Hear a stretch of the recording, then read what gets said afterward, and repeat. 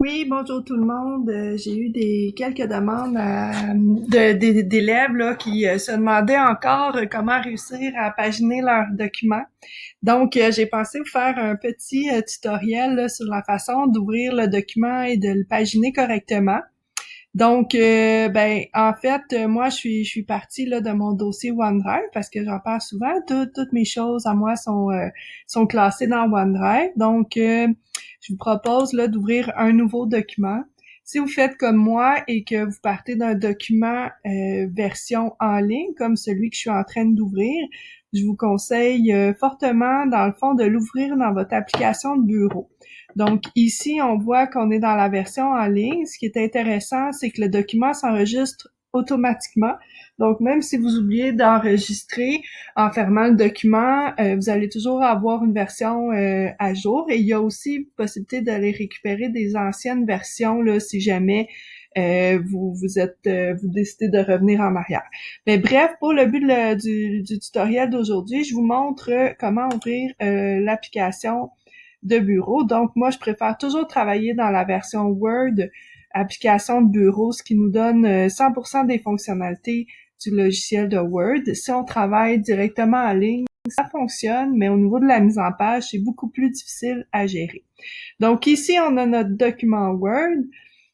Donc tout de suite, on pourrait aller placer nos marges, comme je vous ai montré dans le tutoriel précédent. Donc, je vais aller personnaliser ma marge du haut, ma marge de gauche également, la marge de droite et celle d'en bas. Donc, une fois que ceci est placé, mon document est prêt à être travaillé. Donc, normalement, sur la première page, vous allez retrouver la page de présentation, la page titre du collège. Donc, travail présenté par, disons, là, je vais juste le faire pour le but de la manœuvre, mais vous avez assez bien réussi cette étape-là dans votre travail de recherche documentaire. Donc, je vais aller simplement, je vais juste mettre ça là pour le moment. Par exemple, on fait des entrées et souvent, ça va se terminer par Cégep de Saint-Jérôme et la date, disons, 9 avril 2020. Donc, ça, généralement, ça va se trouver à la fin complètement de mon document. Pardon, je vais aller le descendre en bas. Continue. Normalement, vous avez d'autres informations à mettre sur la page, mais pour pas trop prendre de temps, je fais ça comme ça. Donc, à la fin, ici, ce que je vous encourage, c'est pas tout, c'est le moins possible les espaces, les enter. Donc, vous pouvez aller insérer dans le fond un saut de page. Donc, ici, dans la mise en page, saut de page, page suivante. Donc là, on sait qu'on passe sur une nouvelle page. Normalement, vous intégreriez votre table des matières. Dans le travail 2, je vous demande pas de mettre une table des matières, étant donné que c'est un travail très, très court. Donc, on va commencer tout de suite avec les éléments à intégrer à votre demande de certification éthique. Par exemple, responsable du projet de recherche. Enter. Et là, si je veux changer mon niveau de titre, donc si j'aurais l'équivalent de mon titre 1, je veux changer mon niveau de titre, je peux aller simplement tasser d'un espace comme ceci. Et là, je mettrai mon nom. OK. Là, ce que j'ai pas vérifié, c'est que c'est pas la bonne police. Ce qu'on peut faire dans ce temps-là, oups, ici, on a poussé un espace de trop.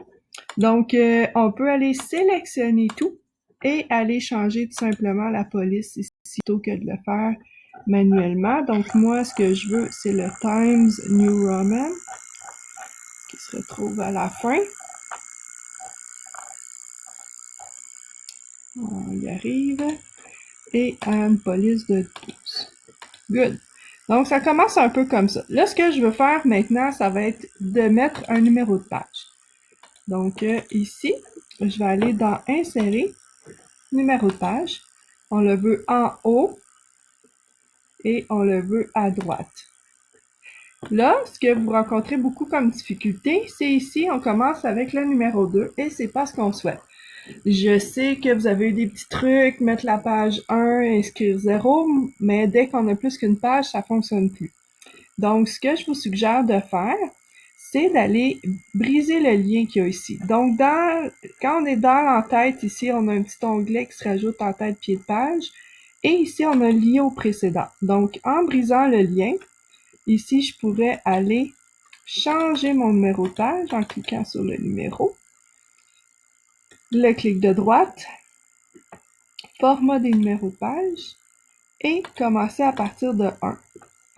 Donc, à ce moment-là, je pourrais aller effacer mon numéro ici, qui était déjà là à la base, et mon numéro de page, à ce moment-là, se place, je vais revenir dans mon document, correctement. Donc, si je récapitule, on insère le numéro de page, on vient ici cliquer dans l'entête. Quand on a notre petit onglet en tête pied de page, on s'en va désélectionner ici lié au précédent.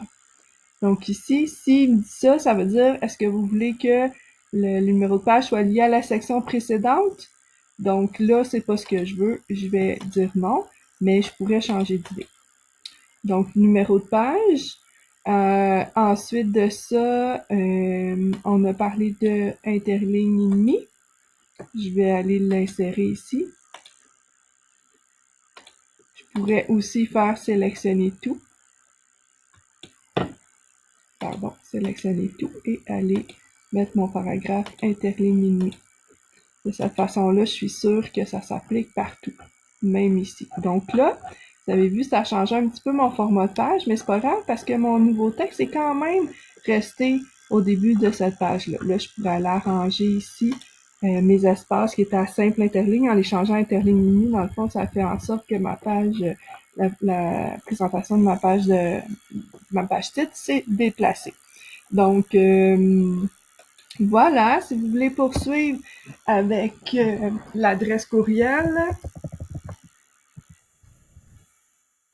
donc adresse courriel et non adresse courriel. Et si par exemple, là, je veux plus être ici, je veux retourner avec mes numéros, ce que je peux faire, c'est revenir ici, changer mon niveau de titre. Donc, si je le déplace vers la gauche, il va aller se placer en numéro. Si je le déplace vers la droite, il se déplace en chiffre. Je pourrais aussi décider que ça soit des 1.1. Donc, à ce moment-là, je devrais aller changer mon format. Ici, c'est ce qui est actuellement. Je pourrais aller chercher ce format-là. Donc, là, il faudrait que je réorganise un petit peu mes niveaux en jouant peut-être ici avec mes tabulations. Voilà, donc là, je m'attends pas à ce que vous mettiez là, les numéros 1.1, 1.2. Vous pouvez mettre en B comme j'ai fait. On va y aller avec quelque chose de très simple. Dans le fond, ça, je vais pas nécessairement évaluer ça. Je vais vraiment me concentrer sur les normes de présentation, ce que j'ai évalué de façon formative dans votre travail de recherche documentaire, ce qui est expliqué dans le guide méthodologique du Cégep de Saint-Jérôme et ce qui est inscrit aussi comme consigne dans le présent travail. Donc, si on récapitule, j'ai demandé la page de présentation, les différents éléments intégrés à votre demande, donc sous forme de courts paragraphes, au moins 3 sources différentes, donc forcément vous allez avoir des notes de bas de page. C'était bien réussi pour la plupart, donc je reviendrai pas sur ça, je pense que tout le monde sait comment s'y prendre maintenant. Au niveau de la médiagraphie, par exemple, je pourrais intégrer un autre saut de page. Ici, saut de page, page suivante, pour être certaine que ma médiagraphie se retrouve sur une page seule. Et là, je pourrais mettre mon titre médiagraphie. On suit évidemment les normes de présentation du guide, donc ça devrait être une police peut-être un petit peu plus grande en majuscule. Ici, le petit truc pour pas avoir à tout réécrire et centrer. Donc par la suite, Enter, évidemment, ça va garder ce format-là, vous venez replacer là, comme à l'habitude. On enlève la majuscule, pardon, ça c'est bon. On décoche la majuscule ici. Donc là, on devrait être en mesure d'intégrer nos différentes sources, etc. Selon le modèle du guide, il y a un modèle présenté à la dernière page du guide avec une médiagraphie. Juste vous rappeler là, que la médiagraphie doit être en ordre alphabétique. Donc, je crois que j'ai couvert les différents points. Peut-être la seule chose, c'est que quand je vous parle de justifier le texte, c'est ici l'onglet. Donc, ce qui fait que le texte va être aligné à gauche et à droite, c'est le petit symbole ici. Donc, ici, c'est aligné complètement à gauche, complètement à droite. Ça, ici, c'est centré. Celui-là va être justifié. Puis, l'autre chose qui était moins bien réussie, c'était les alinéas. Donc, si vous avez à faire un alinéa, par exemple, ici, je vais écrire du texte.